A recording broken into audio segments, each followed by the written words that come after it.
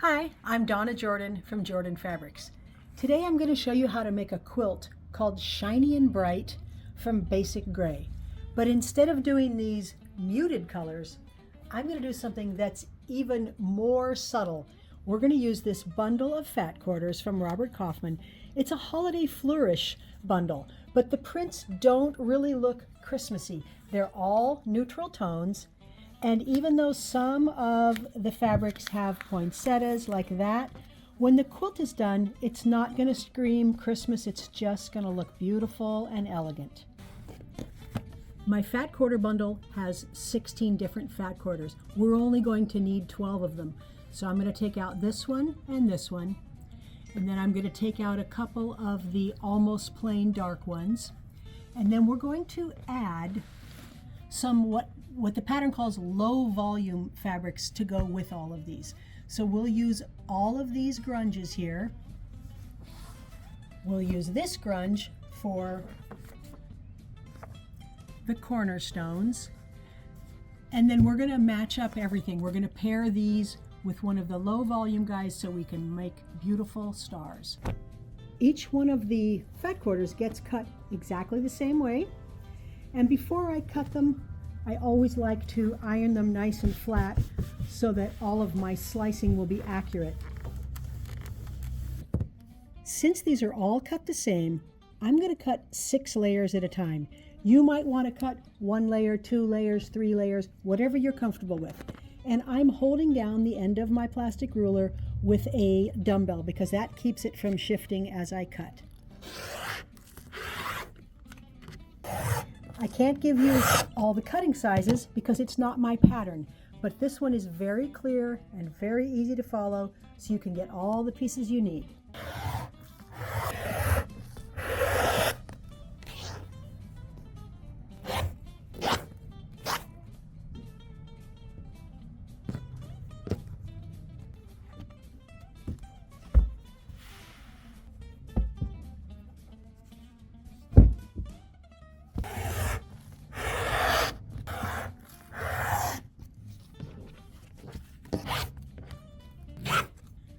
All of the cutting is done, and here's what we've got going on.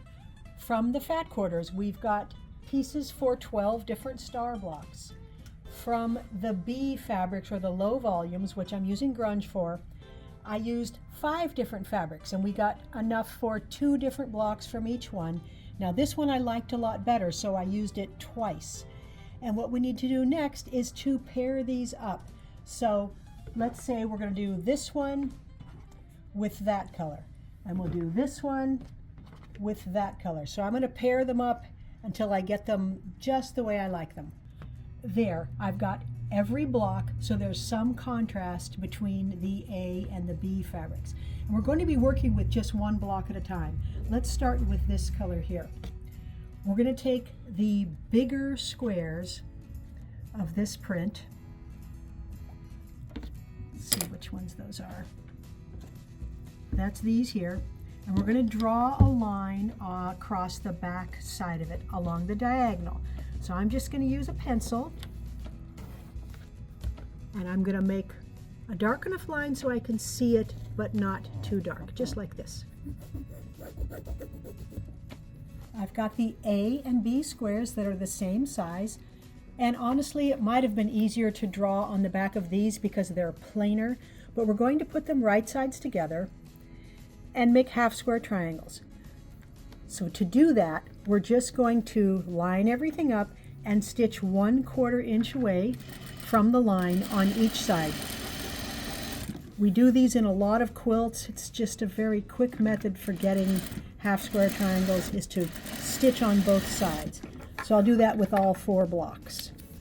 Next step is to cut right along the drawn line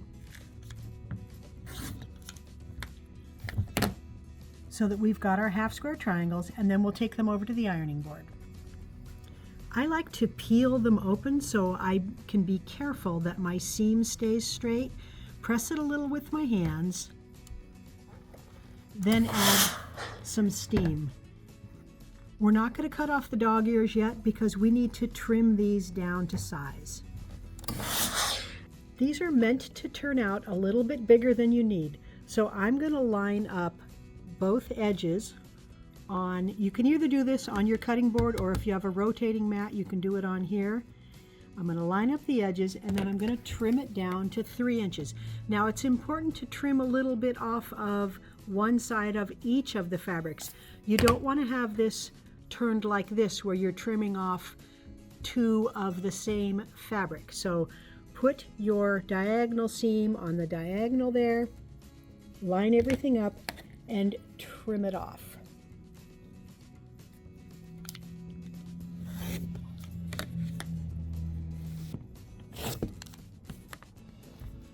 Now we've just got one little dog ear, and you've got your cutter in your hand. You can just trim that off like that. There is another way you can trim these down, so I want to show you one other method. For this method, you wouldn't iron it open. You would keep it closed, and you would use a triangular ruler, something like the strip tube ruler. And we're going to put the 3-inch line on the sewing line. So I'm going to line this up right on that sewing line. You can either center it and cut a little off of both sides, or you can slide it all the way over so it's lined up with this edge and trim it down like this.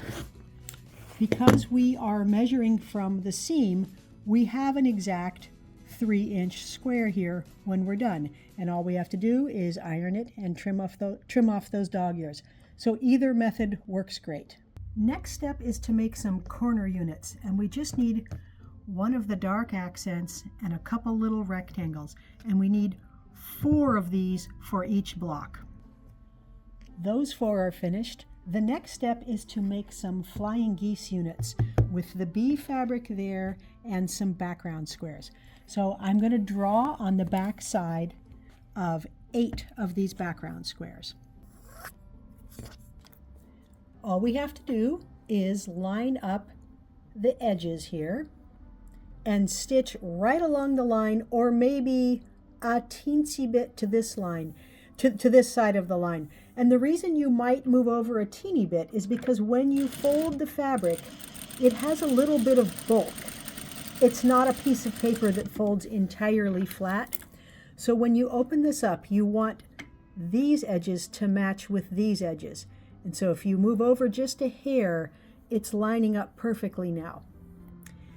I would normally take this over to the ironing board and iron it open and then trim it off. But I'm going to trim it off after just finger pressing so I can show you how to do the second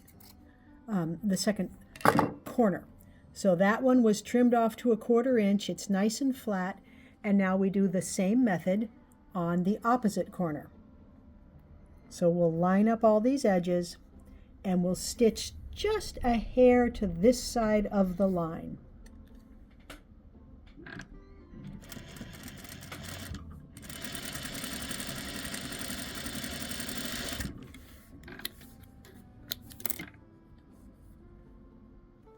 And that lines up very nicely.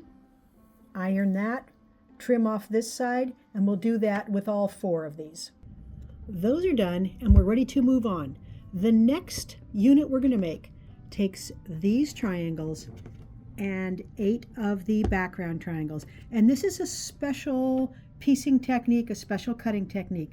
So the pattern maker recommended making a practice block first. I'm just going to go ahead and make it with my pieces here, but it is a little bit unusual. We're going to be stitching 2 of these onto this, and we need to match the center of this long side with the center of that side.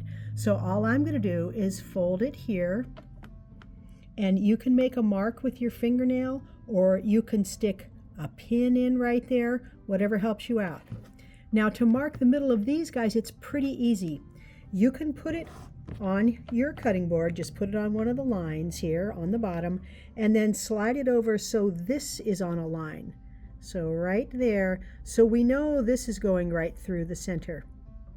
You could make a little pencil mark, or you could put another pin in, but that is the middle of that right there.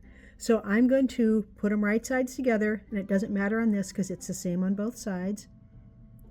And I'm going to line this up with my pin, and I'm going to pin those pieces together.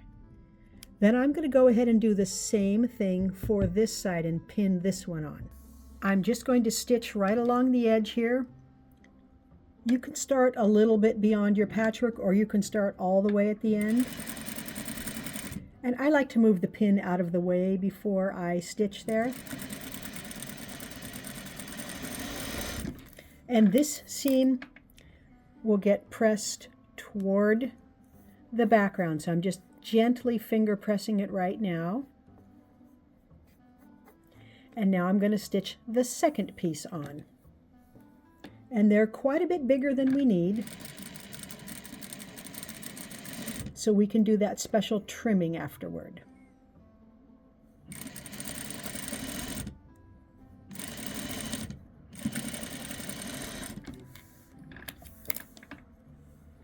So that's what it looks like so far. Before we iron these, I'm going to trim off this excess back here. So I'm just trimming it even with that triangle. And now I'm going to press these nice and flat. And it doesn't matter if this part is folded part way or the whole way, because we're going to be trimming that off. The first step for the trimming is to straighten across the patch even with this triangle. So I'm just going to line up my ruler along the edge of that fabric and cut off the excess parts of the background there. For the next step, I'm going to line this up on one of the lines on my cutting board, and then I'm going to take the 2 3/4 inch mark here. You might want to put your ruler like this, whatever is easiest for you to see the 2 3/4 inch mark. And we want to line that up with the tip of our patchwork right there. Now you can use one that's farther down, maybe that one. And then you can line up this line so that it's on the edge of your patchwork, so that you know you've got a straight cut here. So I've got the 2 3/4 pointing at the tip there, and I've got this lined up, and I'm going to trim off the excess here.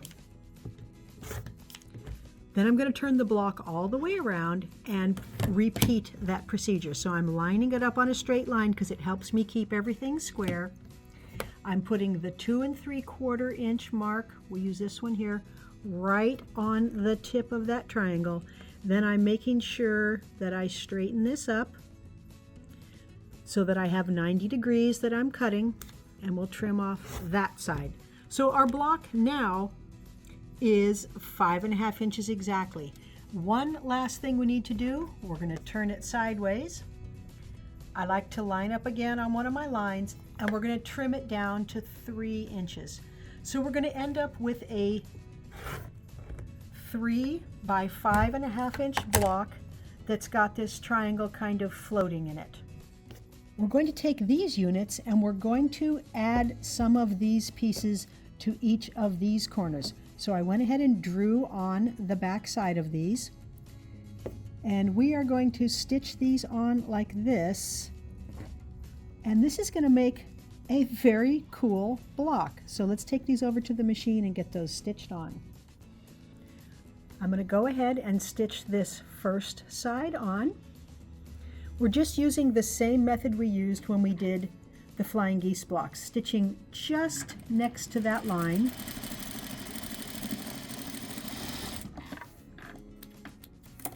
And then we'll flip it toward the corner. Would normally take it to the ironing board, but I just want to show you what the block is going to look like. Now we'll add that second piece with the line going like that. And I've never made a block that looked like this before, and it's pretty cool.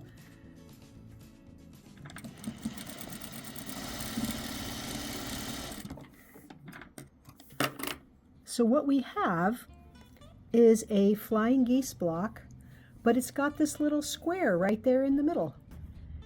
There, now we have everything we need when we add a few of these corner squares to build our first block. So here's how it goes together.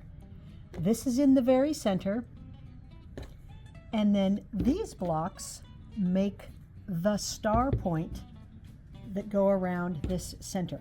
So you can see the points going around there. Then we've got the plain ones that go in the corners. The next thing we're going to add are the flying geese blocks, and they go around all four sides like this.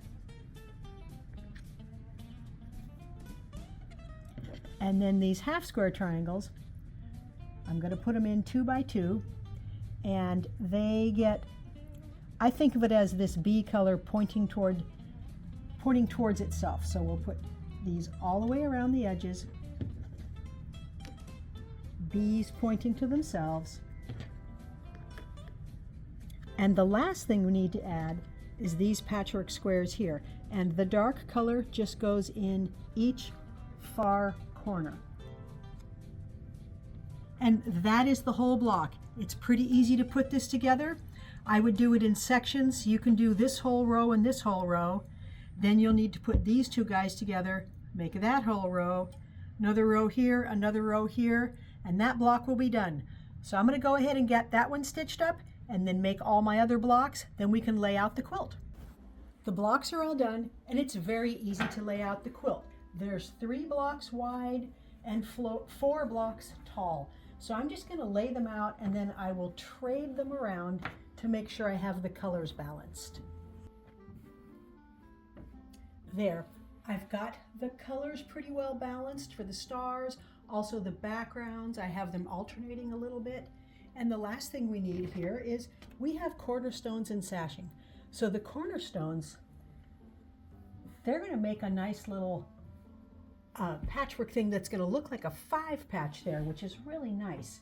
And this square is a little bigger than these, which I think will make it very interesting. And then we've got the sashing that goes between them all. So it's pretty easy to sew a quilt together when you've got sashing and cornerstones. You just make long rows. Like this row will be patchwork, sashing, patchwork, sashing. That'll be a whole row. The next row will be the sashing and cornerstones alternated. So I'm going to put all the rows together, sew those into a big quilt. Then we've got a little border and a big border, and we can get it loaded onto the quilting machine. I've got the quilt loaded onto the machine, and I know I want to do some sort of neutral color. Any of these 4 will probably all work just fine. This is kind of a taupe color. It looks a little bit darker than I think I would like. I don't want to fight with the patchwork at all. Now that will work. This one is a little bit warmer.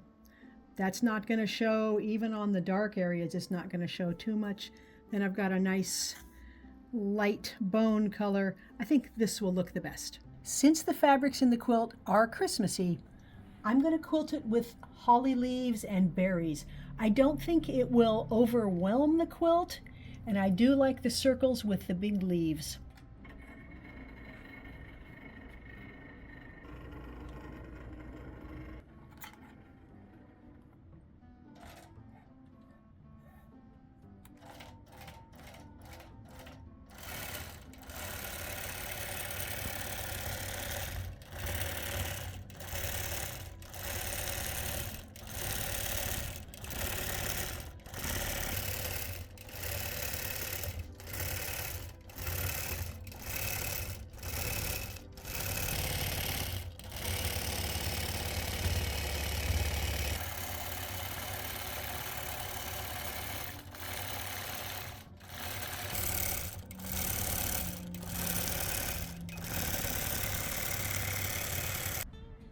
I've got the shiny and bright quilt all done.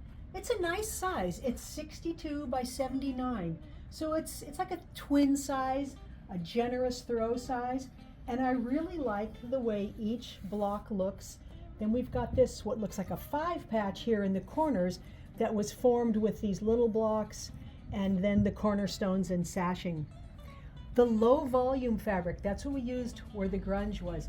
That is just so that we can use larger prints with more color change here and still have the star show up.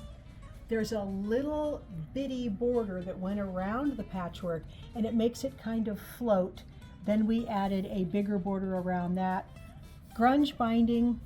On the back I used one of the fabrics from the Festive Finery. You can't see the quilting on there because it just blends in, but on the front you can see the holly berries, you can see the holly leaves somewhere. It's a very fun quilt to make. The blocks were nice to piece. They're not super fast, they take a little bit longer, especially this part here, but it's very satisfying to make this block. It's a new technique for me, with this little piece floating up, and then you never have to worry about that point getting stitched off. Thanks so much for watching our video today. We hope you enjoyed it. At the end of every video, we like to do a giveaway. Today's giveaway is a quilt, and this pattern is called Starburst. This is a pattern from Basic Gray, and I've made it in Robert Kaufman Batiks. It's got really nice quilting with some big tropical flowers on it there, and it's very easy to enter the giveaways. All you need to do is click the link right below this video, and it says giveaway, and that'll take you to our website, and you just enter your name and your email address, and you might be the next lucky winner. Now, if you like our videos and you want to support us, the best thing you can do is subscribe to our YouTube channel. It really helps us out. Happy quilting!